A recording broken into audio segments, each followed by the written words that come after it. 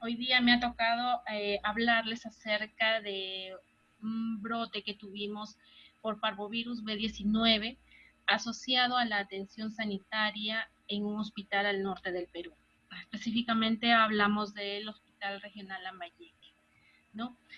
Eh, se presentaron unos casos bien interesantes y que nos permitió poner y difundir, poner en evidencia la infección que causa este virus.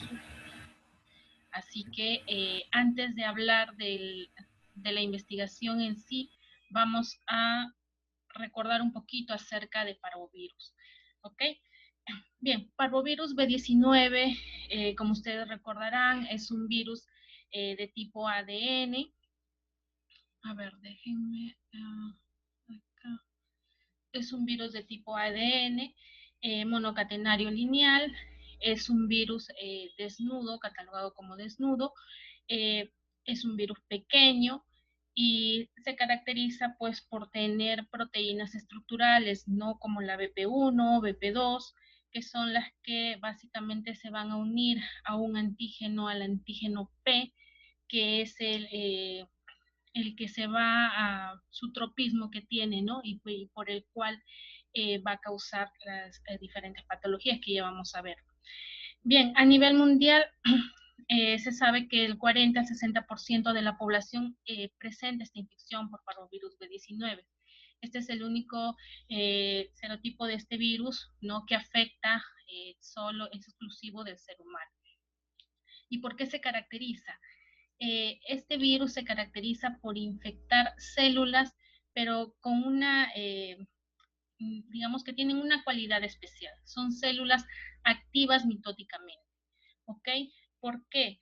Porque necesitan proteínas de la fase S de la división celular. Y específicamente se unen o infectan a células del lacerio del estirpe eritroide, ¿no? Como son las células de médula ósea, las células jóvenes, células eritroides de hígado fetal y células de leucemia eritroide, ¿no? Acá podemos ver un modelo de cómo es que este parvovirus no se une al antígeno P que está en la superficie de estas células, digamos, de este estirpe mieloide, ¿no? De las células, unidades formadoras de colonias eritroides, ¿no? Células que están en reproducción. Bien, si bien este tipo de células no progenitoras, que se les denomina, tienen la presencia de este antígeno, este parvovirus se une a ellas y son permisibles y se replican en ellas. Sin embargo, otras células que también son de esta misma estirpe, no quiere decir que no, este parvovirus no se una. Sí se une porque también hay presencia de este antígeno P. Sin embargo, no se replican dentro de ellas. Y esto, ¿en qué le favorece al parvovirus? Le favorece en que va a utilizar estos eritrocitos, por así decirlo, maduros, a que se puedan diseminar a nivel del cuerpo. Si bien parvovirus, la enfermedad o la infección que causa se puede controlar por el sistema inmunológico, va a llegar un momento, no por el tipo de células que ataca, obviamente que va a causar un cuadro de anemia, ¿no? La respuesta inmune específica, hablamos de anticuerpos de tipo IgM, IgG, se va a dar y que en una respuesta primaria se va a empezar a formar a partir de la primera semana, ¿no? Llegando a su máximo. Y eso lo comprobamos en el trabajo que se realizó. Y en la respuesta secundaria, ¿no? Por este mismo antígeno, por este mismo virus, va a ser, estos anticuerpos son los que van a defendernos, ¿no? Por eso es que se dice que eso tiene una inmunidad duradera. Bien, ¿qué es lo que causa parvovirus? ¿No? ¿Por qué se le atribuye o por qué infecta a humanos? Se dice que es causante de patologías como eritema infeccioso o la quinta enfermedad, ¿no? Una enfermedad exantémica febril leve que afecta principalmente a niños. ¿Ok? Sin embargo, en adultos, en jóvenes y en adultos, puede provocar cuadros de poliartritis aguda, ¿no? También casos de eritoblastopenia, ¿no? Aguda, y en el caso de gestantes que tengan menor a 20 semanas, puede provocar abortos, ¿no? Hay una infección intrauterina. ¿Cómo es que se transmite? Este virus se transmite a través de las secreciones respiratorias, por vía parenteral, no hablamos en especial, acá recalcamos lo que son transfusiones, y también por vía vertical. Entonces, ¿quiénes son los que están en mayor peligro, en mayor riesgo? Obviamente son los niños, ¿no? En edad escolar, también aquellos padres que aún todavía no han sido infectados, ¿no? Los seronegativos, y las gestantes. ¿Ok?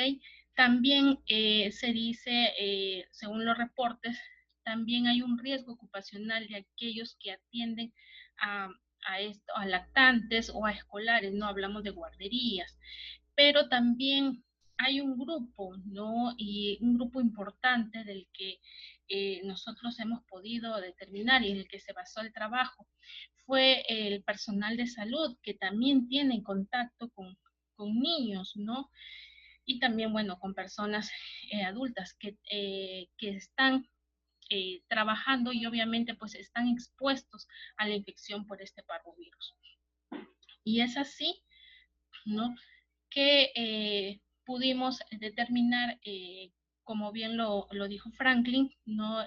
Trabajamos en el laboratorio de inmunovirología y se pudo, no, se notó obviamente junto con médicos un aumento, no de reportes de seropositividad, parvovirus, pero más nos llamó la atención que empezó con personal de salud, ¿no? Que acudió.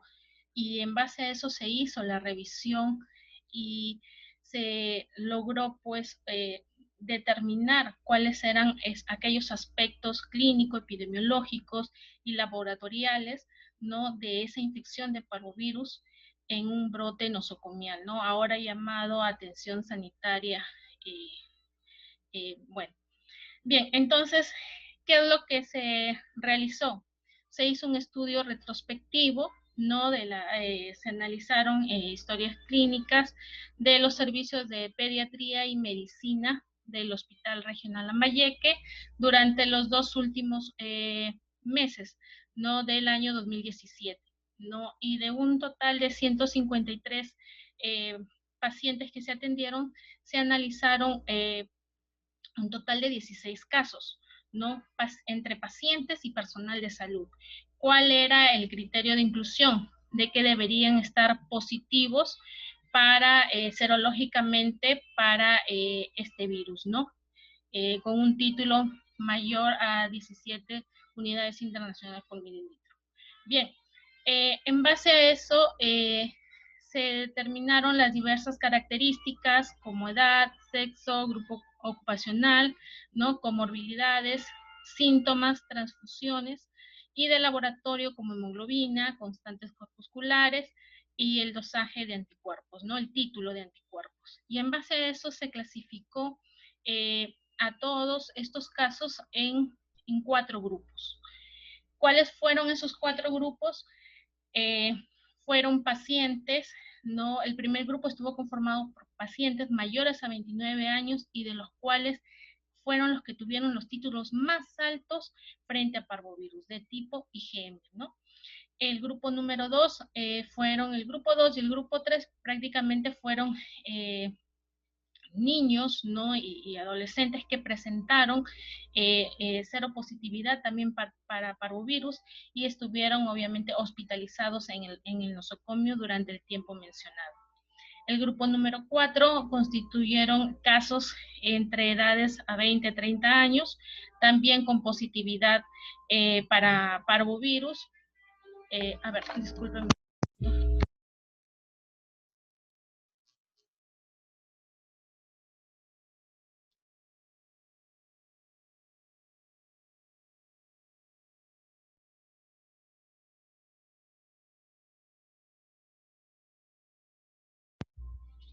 Listo. Disculpen. Bien, entonces,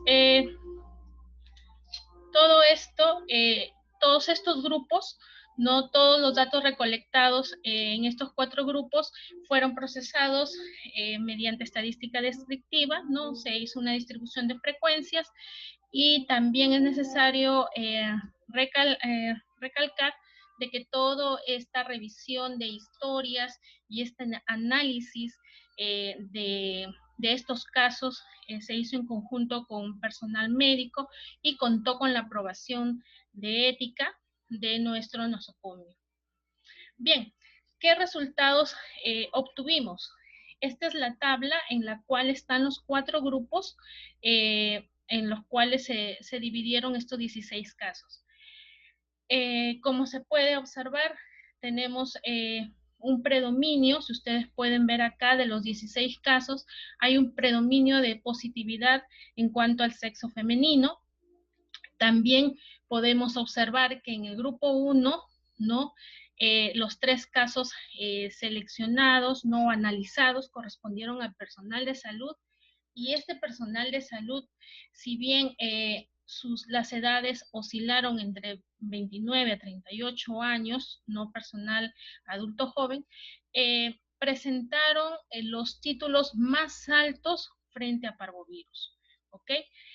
Presentaron también un cuadro de anemia moderada, no, si bien los valores de BCM no fueron tan bajos, pero sí hubo una disminución de la hemoglobina.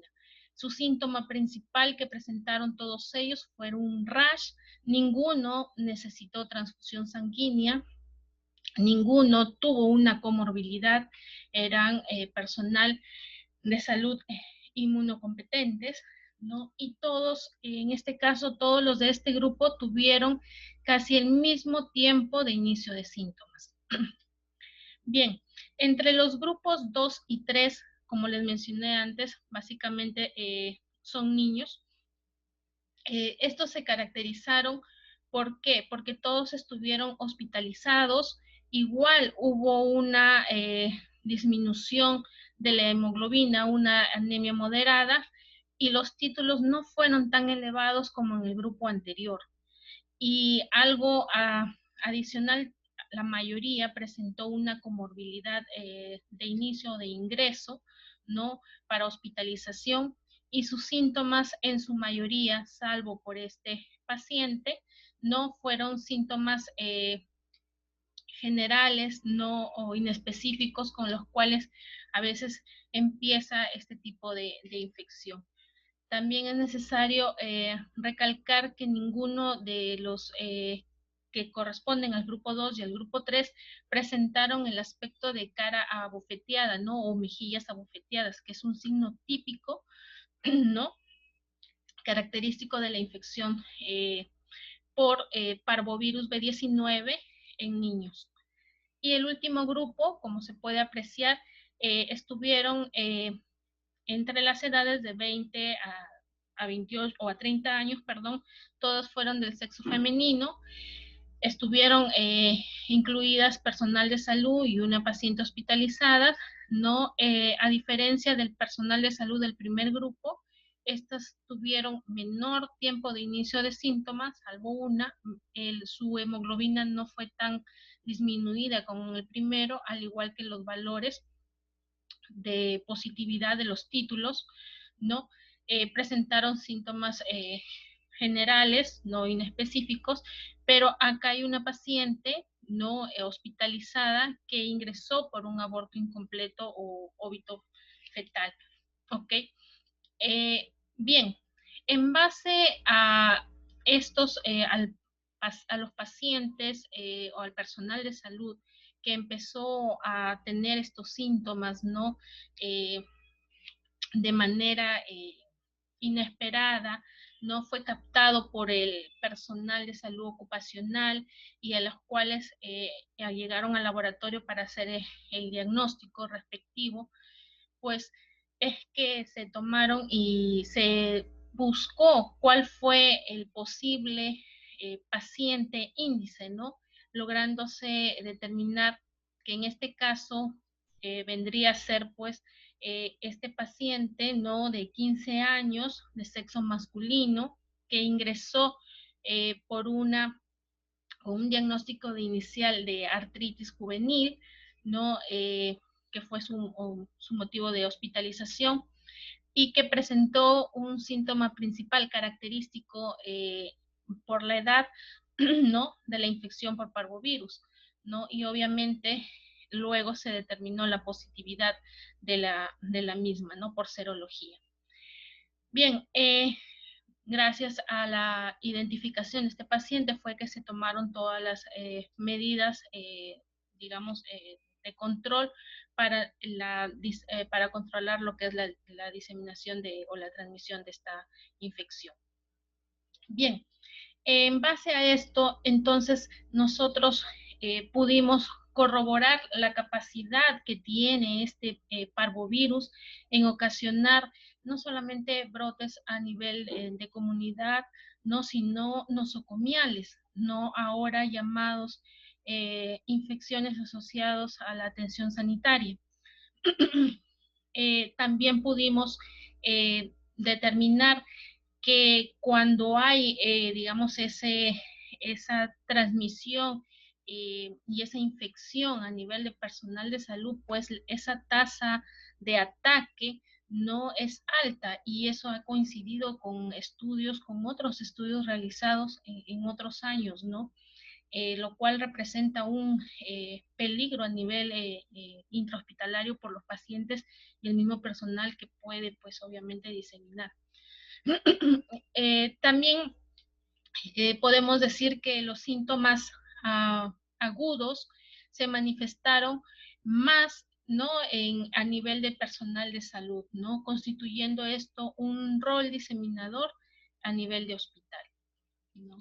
Es importante también recalcar de nuevo, ¿no?, de que es necesario la búsqueda del paciente índice para poder establecer las medidas de contención a nivel del hospital, ¿no?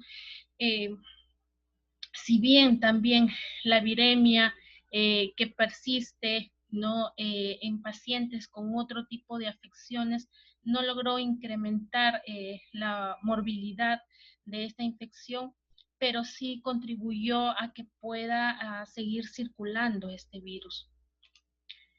Y también podemos, en base al análisis de estos 16 casos, se pudo evidenciar pues que una de las principales manifestaciones clínicas fue el rash cutáneo, ¿no?, a nivel del personal de salud, que fue el que prácticamente presentó la infección activa. También se reporta un porcentaje de aproximadamente el 40% de otros síntomas como tos, malestar general, que son síntomas inespecíficos, ¿no?, para poder hacer el diagnóstico. Bien, hay algo también que acá nos deja una especie de vacío, ¿no? Si bien nosotros, y al igual que otros trabajos, donde reportan otro tipo de brotes, el predominio es del sexo femenino, pues todavía no se sabe qué factor está ligado a eso, ¿no? Entonces todavía falta investigar acerca de eso. Bien, la mayoría de personas, en este caso inmunocompetentes que se infectaron, si bien empezaron o fueron asintomáticas, ¿no? Porque llevaron, pues obviamente, después de varios días, ¿no? Como incluso acá también, como se puede ver, ¿no?, tienen cargas, pero su sintomatología suele ser inespecífica, ¿no? Y eso a veces, o bueno, eso constituye un riesgo para la transmisión de este virus. También pudimos observar de que no todos los casos se encontraban en la etapa más activa, ¿no?, de la enfermedad. Por ejemplo, acá vemos varios que dieron positivo, ¿no?, pero el título es bajo. Y eso nos hace sospechar de que ya estaban en etapa de remisión, puesto que, por ejemplo, en el grupo 2 y en el grupo 3 no manifestaron esos signos característicos, ¿no?, como la de mejilla bofeteada, ¿no?, o la parte del eritema, ¿no? Bueno, en esta infección también la mayoría cursa con un cuadro también asintomático, ¿no? Son un porcentaje alrededor del 30 al 35% los que manifiestan este tipo de eritema febril. Y bien, también pudimos ver y reportar otro tipo de afecciones asociadas a esta infección y que coinciden con otros trabajos, ¿no? Como por ejemplo la encefalitis, el lupus, la nefritis, ¿no? Que se les ha asociado a la infección por parvovirus, ¿no? Al parecer también están involucrados porque se han reportado, obviamente, pues en otros trabajos han hecho lo que, o lo han complementado con la detección del virus a nivel de biología molecular. Y en el caso de la gestante, ¿no? Que pudimos registrar, ¿no? O analizar, esta gestante, pues, presentó un aborto, ¿no? Antes de las 20 semanas, ya cuando acudió al hospital, bueno, ya no representaba mayor riesgo de transmisión, sin embargo, esto nos corrobora, pues, ¿no? La presencia de este virus y la posible causa de este aborto. Bien, como conclusiones de la investigación, eh, quedamos en que los títulos elevados de los anticuerpos, en este caso de IgM, nos permitieron revelar la infección aguda por parvovirus B19, ¿no? Y en el grupo, en este caso, en el grupo conformado por el personal de salud del hospital, de nuestro nosocomio. Debido a la ausencia de síntomas característicos en los pacientes pediátricos, podemos considerar que estos títulos disminuidos de IgM pueden representar una etapa de remisión, puesto que tenían más días de hospitalizados, ¿no? En el caso también se logró determinar que un paciente de 15 años, ¿no? Con un diagnóstico inicial de artritis juvenil, constituyó el probable paciente índice, ¿no? Eso fue lo que lograron determinar los médicos. Bien, y se pone en evidencia la mayor morbilidad de la enfermedad en el personal de salud femenino de mediana edad durante los eventos de transmisión nosocomial. ¿Qué lecciones o qué recomendaciones surgieron a través de eso, ¿no? Para nuestro personal, las medidas de contención. Se organizó o se realizó un monitoreo o continuo del personal de salud, la implementación de estos métodos serológicos que apoyan para hacer el diagnóstico oportuno y también, bueno, desearíamos también contar con el diagnóstico molecular, ¿no? Para poder complementarlo. Y también vigilar el cumplimiento, ¿no? De las medidas de bioseguridad en el personal de salud y las buenas prácticas de higiene como medidas de control, ¿no? Ya vemos que esto es importante en la mayoría de las infecciones virales. Bien, eso sería todo.